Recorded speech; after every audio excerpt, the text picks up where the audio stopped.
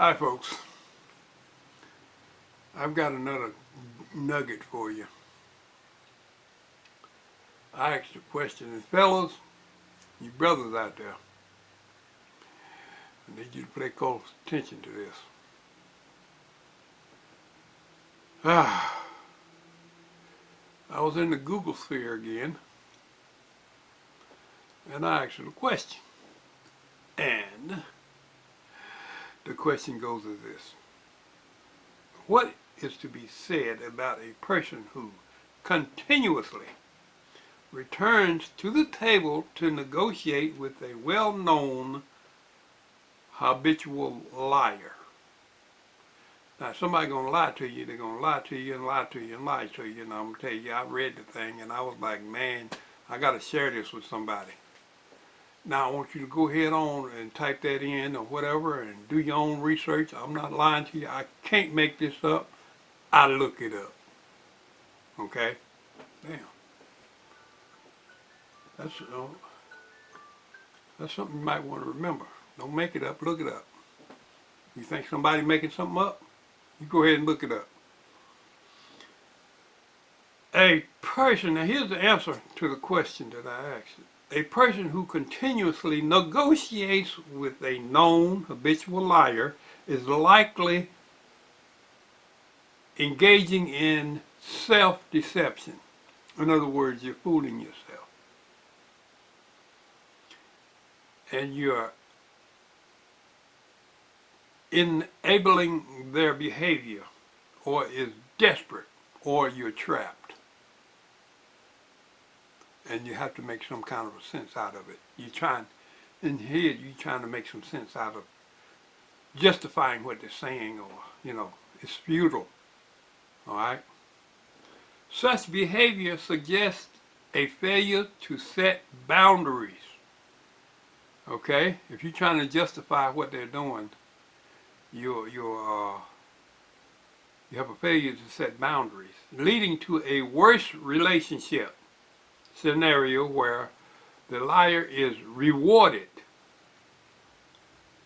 and the trustless, toxic loop continues, often because the negotiator believes they can manage, change, or win despite the deception.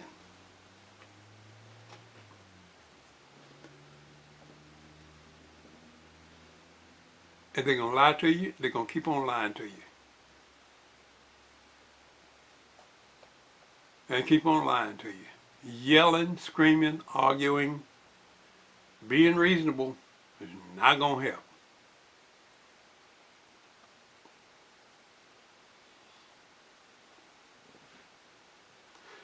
Key perspectives on this behavior is as follows.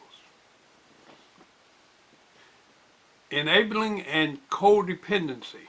The negotiator may be in denial about the extent of the lies, or they may be enabling the behavior, allowing the liar to evade consequences.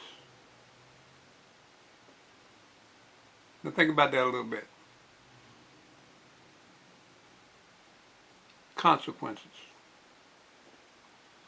Naivety or need to win.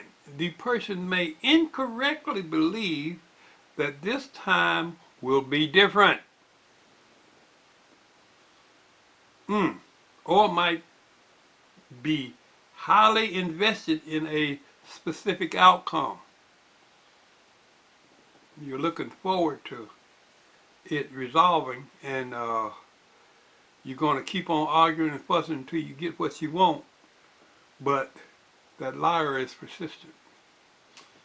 Assuming their negotiating skills can overcome their dishonesty. You're trying to negotiate with somebody that's a liar, and you're thinking you're going to overcome their dishonesty. And the trap of hope. Often the negotiator is holding on to the potential of the liar rather than the reality. That's what you want to do. But you got to consider the reality. Okay, let's go down a little. Oh, it goes on and on. Manipulation and power dynamics. The liar may be using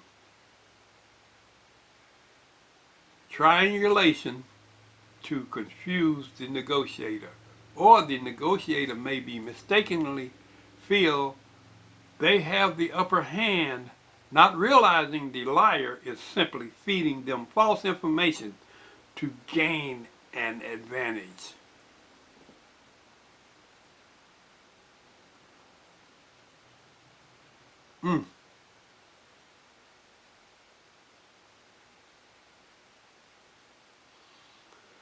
Okay, here are some psychological and practical consequences.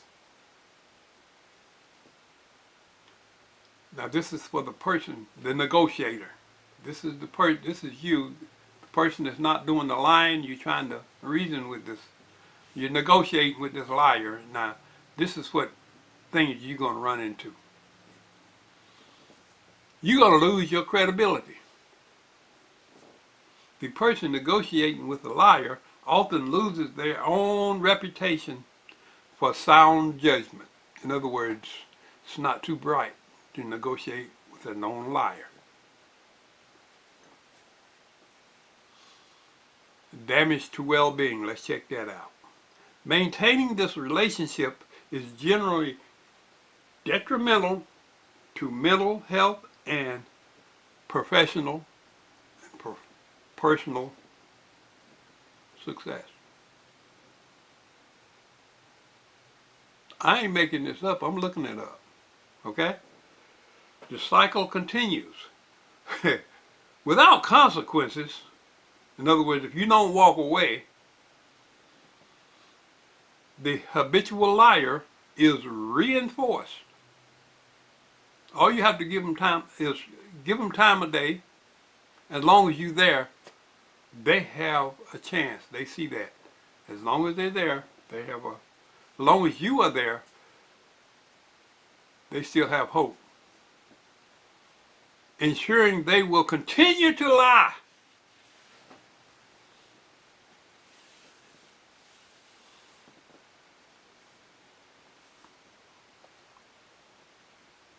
What can be said is a summation. Experts suggest that such a person must eventually move from rehabilitation. That's what you're doing to this person. You're trying to rehabilitate them to keep them from lying. Get them to tell the truth. Experts say that such a person must eventually move from rehabilitation to separation. Separation, folks. Leave them alone. Go your own way. The only real way to deal with a pathological liar is to remove oneself, okay, from their orbit. As you cannot rescue a liar. I didn't make it up. I looked it up. Stay woke, y'all.